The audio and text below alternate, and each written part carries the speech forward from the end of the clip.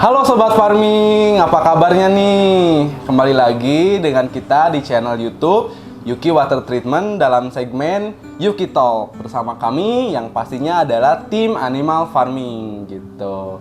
Oke, sebelumnya kita mau kenalan dulu nih. Kenalin, nama saya Rudeni dan kali ini kita ada tim baru nih dari Animal Farming. Boleh kenalin diri dulu? Terima kasih Mas Ruden. Oke. Ya, perkenalkan nama saya Renaldi Laksono. Di sini saya sebagai Animal Sales Engineer di Yuki Water Filter Treatment. Oke, salam kenal ya Mas Ya. Aldi gitu. Oke, di episode kali ini kita akan bahas nih ya, isu-isu di peternakan yang memang sering menjadi krusial gitu ya, penting untuk dibahas dan juga kita di sini mau bincang-bincang. Di episode kali ini pasti akan lebih menarik nih kali karena kita setiap episodenya pasti ada hal-hal yang baru yang ingin kita bahas dan kita bagikan kepada para sobat farming gitu. Nah, di episode kali ini kita akan membahas bagaimana sih begitu caranya kita bisa membuat kualitas air di peternakan sobat farming ini menjadi lebih baik lagi dan beralih dari teknologi yang memang masih konvensional ke teknologi disinfeksi yang lebih modern dan yang pasti efektif dan efisien ya untuk menangani permasalahan di air minum ternak sobat farming begitu. Nah, di konteks kali ini kita akan bahas mengenai cara kita bisa mensterilisasi air di peternakan begitu. Nah, seperti yang kita tahu ya sobat farming, kita ini sebagai peternak itu pasti ingin membuat ternak kita itu produksinya bagus begitu kan. Kenapa? Karena memang ya itu adalah tujuan utamanya gitu kan, kita bisa menghasilkan ternak yang bagus, yang sehat, yang untung gitu kan. Tapi memang ada beberapa hal yang harus kita perhatikan. Salah satunya itu adalah permasalahan airnya begitu. Nah, aku mau tanya nih ke Aldi nih, kira-kira apa sih faktor-faktor yang bisa membuat peternakan itu berhasil gitu produksinya, baik itu dari hasil produksi telurnya atau bobot badannya dan lain sebagainya, itu apa aja sih yang perlu kita perhatikan begitu? Baik. Jadi gini Mas Ruden ya, untuk menghasilkan produktivitas ayam yang baik itu ada beberapa faktor Mas Ruden yang harus diperhatikan. Yang pertama adalah faktor pemilihan bibit. Oke, karena bibit. Karena pemilihan bibit ini sangat menguntungkan. Ibaratkan bibit yang bagus itu seperti wadah Mas Ruden. Kalau bibitnya bagus berarti wadahnya diberatkan besar dan kokoh gitu, berarti produktivitasnya itu lebih baik dan ayamnya lebih kuat. Kalau bibitnya itu yang berkualitas rendah itu ibaratnya seperti wadah yang kecil dan mudah rusak Mas Ruden. Jadi kayak ayamnya itu gampang sakit, gampang terkena penyakit, kemudian produktivitasnya tidak efisien. Betul. Yang kedua ini ada pakan yang berkualitas Mas Ruden. Jadi pakan yang baik itu adalah pakan yang bisa mencukupi kebutuhan nutrisi dari ayam tersebut dari segi umurnya. Kemudian bisa efisiensinya lebih baik dari pakan yang tidak berkualitas. Jadi seperti itu. Yang ketiga itu manajemen pemeliharaan. Jadi manajemen pemeliharaan itu meliputi manajemen pemberian pakan dan minum, kemudian pemberian vitamin dan obat sesuai dengan dosisnya. Kemudian yang ketiga adalah manajemen penanganan penyakit dan pencegahan penyakit serta biosecurity-nya harus diperhatikan Mas Ruden. Oke ya, jadi nggak cuma masalah air aja ya, Aldi ya. Kita juga banyak faktor tadi kayak breeding ya, karena kan kita kenal ya di segitiga emas tuh di peternakan. Tadi breedingnya, feedingnya dan juga manajemennya. Nah, mungkin untuk kita mengatasi masalah air salah satunya adalah dengan manajemen kualitas air yang baik begitu. Tapi ini Aldi, kira-kira kita kan selama produksi ini nggak akan selamanya bagus gitu karena pasti ada penyebabnya dong gitu kan. Penyebabnya tuh mungkin kita nggak tahu entah itu dari pakannya, dari bibitnya atau dari air minumnya. Nah, kira-kira menurut Aldi nih ya, apa sih faktor yang bisa menyebabkan kegagalan dari produksi itu sendiri? Kan tadi faktor yang keberhasilan ya. Nah, sekarang kira-kira yang menyebabkan kegagalan itu apa gitu? Baik Mas Ruden, jadi saya ingin berbagi pengalaman saya waktu saya di lapangan Mas Ruden ya. Jadi para peternak itu masih belum mengetatkan biosecurity di kandang serta tidak memperhatikan kualitas air dan udara di kandang Mas Ruden. Nah, kita ketahui bahwasanya biosecurity dan kualitas air dan udara ini sangat mempengaruhi penyebaran penyakit. Jadi kalau tidak diperhatikan dengan baik, mungkin ayamnya sudah terkena penyakit itu Mas Ruden. Jadi peternak ini harus memperhatikan biosecurity yang baik, kemudian harus memperhatikan kualitas air dari segi fisik, kimia, dan biologinya, serta dari segi udaranya itu harus di kualitas dan dikontrol yang baik gitu maksudnya. Oke. Jadi memang banyak ya penyebab dari kegagalan produksi itu. Ya. Dan salah satunya adalah kurang ketatnya terhadap penerapan biosecurity gitu kan, sehingga bisa menimbulkan penyakit yang ada di kandang gitu. Nah, kira-kira aku mau tanya deh, kira-kira kenapa sih mereka itu ya, para peternak itu bisa sampai lalai gitu ya dalam mencegah penyakit bisa masuk ke kandang, dan juga lalai dalam menerapkan biosecurity yang sangat ketat itu, kenapa gitu penyebabnya? Baik. Ya, mungkin peternak ini kan kebanyakan masih ingin mengirit biaya Mas Den. Iya, Jadi kalau peternak ini lebih memilih untuk tidak menggunakan biosecurity karena itu kan sangat membutuhkan alat bubuk desinfektan untuk menyemprotkan ke badan gitu Mas Den ya. Jadi peternak ini lebih menganggap sepele dan kayak ya udah gitu. Ya udah ya. Iya. Gitu. Kalau emang ayamnya kuat mungkin katanya gak akan kena sakit kalau makannya banyak. Yang penting itu kalau peternak yang saya ampu itu katanya kalau ayamnya aman, nyaman itu mungkin bisa besar. Di peternakan kita ini masih belum bisa menerapkan biosecurity karena itu menurutnya peternak rakyat ini masih belum urgent biosecurity itu. Kalau dibandingkan dengan peternakan skala besar seperti Pokpan, Java, Wonokoyo itu sudah menerapkan biosecurity level 3 Mas Ruden. Jadi ada zona merah itu zona yang paling kotor untuk transportasi, zona kuning adalah zona transisi, dan zona hijau itu adalah zona steril untuk ayam itu dan untuk pekerja kandang. Jadi untuk masuk ke zona hijau ini peternak dan anak kandang harus melewati beberapa level. Yang pertama itu ada biosecurity level 1 yang kendaraan masuk, kemudian ada fase transisi itu sebelum masa hijau itu peternak atau ABK ini harus ibaratnya itu harus menyelam Mas Ruden di dalam kolam ya.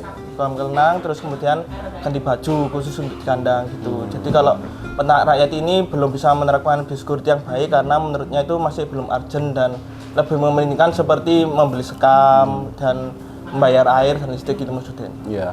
Berarti memang dari segi kesadaran ya untuk peternakan yang masih skala rakyat itu belum begitu sadar ya akan pentingnya menerapkan biosecurity yang tadi itu ya ada zona-zonanya begitu. Cuman memang sudah ada juga sebagian peternak yang memang sudah menerapkan. Cuman ini akan lebih baik lagi jika memang sebuah peternak tuh mulai sadar ya akan pentingnya biosecurity itu sesuai dengan tingkatan dan level yang bisa diterapkan gitu agar penyakit itu bisa dicegah lah ya untuk masuk ke peternakan gitu. Jadi memang ini penting ya Sobat Farming untuk kita perhatikan nih seperti apa biosecurity itu yang baik sesuai dengan SOP peternakannya begitu. Makanya kita harus selalu sadar akan hal ini karena memang ini juga menentukan kualitas produksi kita nantinya gitu.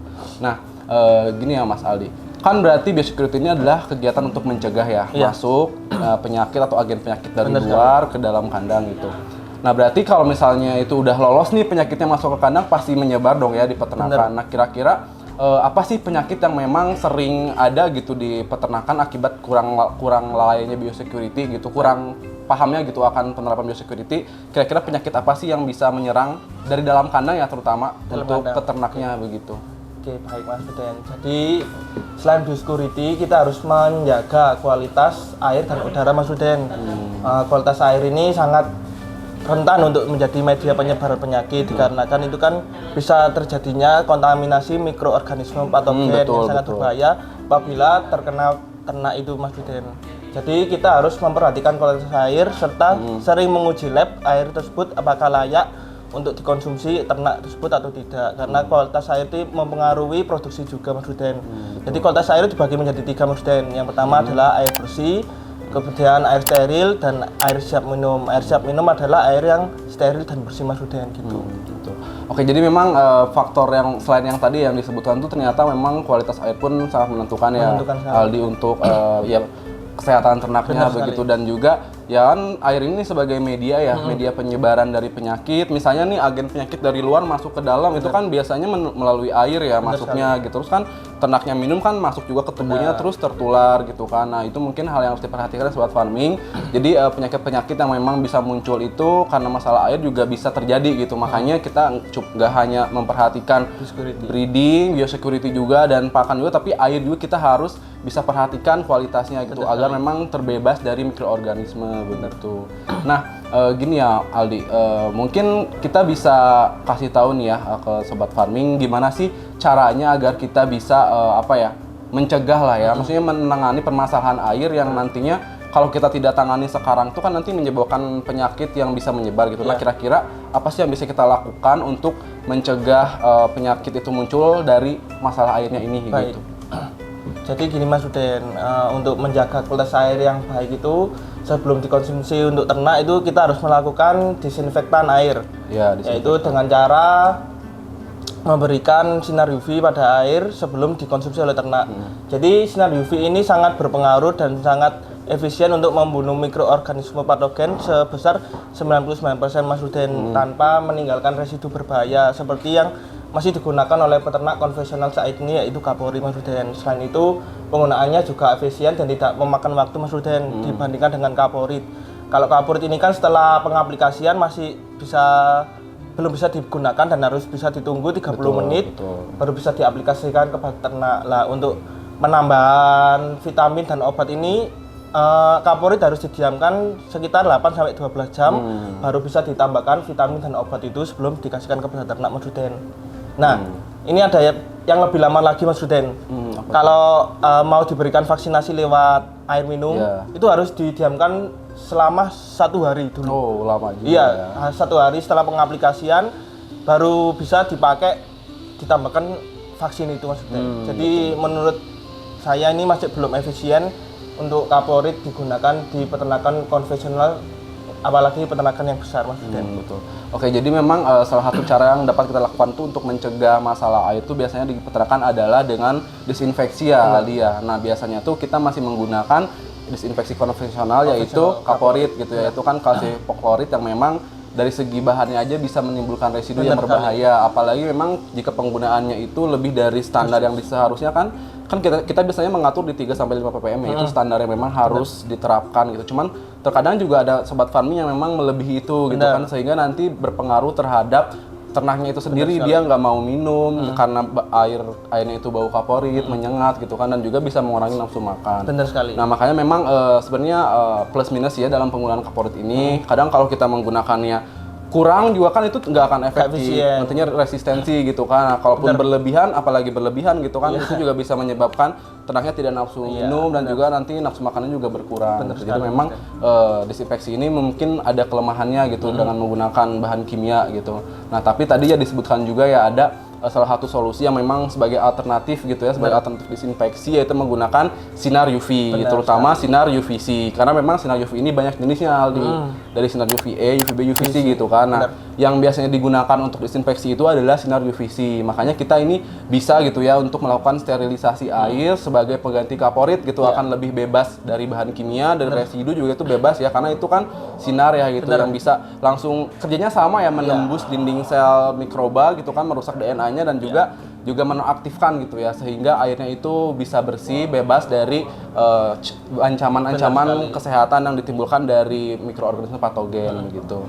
Nah, tadi kan udah ada ya kita bahas alternatif lain gitu ya dalam mencegah dari disinfeksi itu dari kaporit bahan kimia ke teknologi sinar UVC. Kira-kira ada nggak sih teknologi yang memang sesuai gitu, teknologi sinar UVC yang bisa diterapkan di Indonesia untuk pengganti dari kaporit ini dalam melakukan disinfeksi air minum ternak itu? Ada nggak nih, Aldi? Baik maksudnya. Jadi untuk teknologi yang sudah ada di Indonesia ini sudah ada, itu namanya Luminor Water Mas Ruden dari Yuki Water Treatment. Jadi teknologi ini berasal dari Kanada yang sangat efektif Mas Ruden untuk membunuh mikroorganisme patogen berbahaya dan tidak meninggalkan residu. Oleh karena itu disarankan bagi peternak untuk menggunakan teknologi ini karena sangat membantu Mas Ruden untuk memperbaiki kualitas air di peternakan Anda. Selain itu, teknologi ini juga menggunakan sinar panjang gelombang 254 nanometer Mas Ruden yang sangat efektif membunuh mikroorganisme patogen tersebut. Gitu. Betul. Oke, jadi sudah ada ya teknologi yang memang sudah bisa diterapkan di Indonesia dengan menggunakan Luminor UVC System. Ini tuh adalah teknologi sterilisasi air untuk mencegah adanya kontaminan mikroba di dalam air minum ternak, dan juga pastinya itu bakal lebih aman ya, Aldi ya, karena memang dia tidak menggunakan bahan kimia, tidak mengandung residu berbahaya, dan pasti ini juga punya lampu ya, teknologi lampu yang memang bisa lama juga ya gitu, sekitar 9.000 sampai 10.000 jam untuk bisa mensinari air yang masuk ke dalam suatu tabung chamber yang ada di luminor itu gitu. Jadi memang ini teknologi yang bisa mulai diterapkan beralih dari teknologi kaporit yang menggunakan bahan kimia ke teknologi sinar UVC sebagai sterilisasi untuk air minum ternak begitu. Dan juga yang pastinya kan kaporit juga ada dosis ya. Nah, itu kan tadi kalau kelebihan juga berpengaruh. Nah, UVC juga ada dosisnya gitu ya. Kita dosisnya itu di 30 mJ per cm kuadrat ya. Itu yang mana itu bisa efektif membunuh, menonaktifkan ya mikroba yang berbahaya seperti E. coli, Salmonella dan lain sebagainya gitu. Bahkan sampai ke Cryptosporidium yang memang tidak bisa diinaktivasi menggunakan kaporit itu. Sehingga memang teknologi UVC ini sudah bisa kita gunakan di Indonesia sebagai solusi untuk menangani permasalahan air di peternakan begitu, sehingga air minum ternak itu bebas mikroba, cemaran berbahaya, sehingga ternaknya akan lebih sehat gitu ya, bebas dari penyakit begitu Kak Aldi. Oke. Mungkin itu ya yang bisa kita bagikan gitu, kita sharing di episode kali ini. Akan saya sedikit tarik ya kesimpulannya bahwa kita bisa mulai dari sekarang untuk beralih ya dari teknologi disinfeksi yang biasa gitu, yang memang kurang efektif lah istilahnya, kurang efisien juga, ke teknologi disinfeksi yang memang sudah efektif gitu, terbukti juga gitu. Makanya kita untuk bisa mencapai produksi yang maksimal itu kita harus mulai dari faktor-faktor kecil seperti tadi ya, biosecurity-nya begitu, terus juga kualitas airnya, terlepas dari pakan, pembibitan dan lain sebagainya begitu. Hal itu juga mereka semua itu sangat menunjang ya, hal itu sangat menunjang untuk keberhasilan suatu produksi peternakan gitu. Makanya mulai sekarang mari kita terapkan teknologi yang lebih ramah lingkungan dengan beralih ke teknologi yang lebih modern gitu ya. Oke, mungkin sekian ya Aldi ya yang dapat kita sharing itu di episode kali ini. Semoga bisa bermanfaat untuk sobat farming di luar sana yang sedang berusaha untuk membuat ternaknya lebih produktif lagi begitu. Semoga informasi ini membantu, dan jangan lupa juga untuk lakukan like, comment, share di channel YouTube kita, dan juga jangan lupa untuk subscribe ya. Dan juga jika ada yang ingin ditanyakan boleh untuk langsung komen di bawah atau langsung kunjungi website kami di www.yukiwaterfilter.com. Di sana kita akan bantu semua permasalahan sobat farming, kita akan jawab semua, dan kita yang pasti akan menjadi solution provider untuk peternakan sobat farming gitu. Mungkin kita cukupkan ya Aldi ya di episode kali ini. Sampai jumpa di episode-episode berikutnya. Untuk sobat farming yang ingin peternakannya dikunjungi oleh kita untuk diuji kualitas air dan survei, hubungi di bawah ini secara gratis.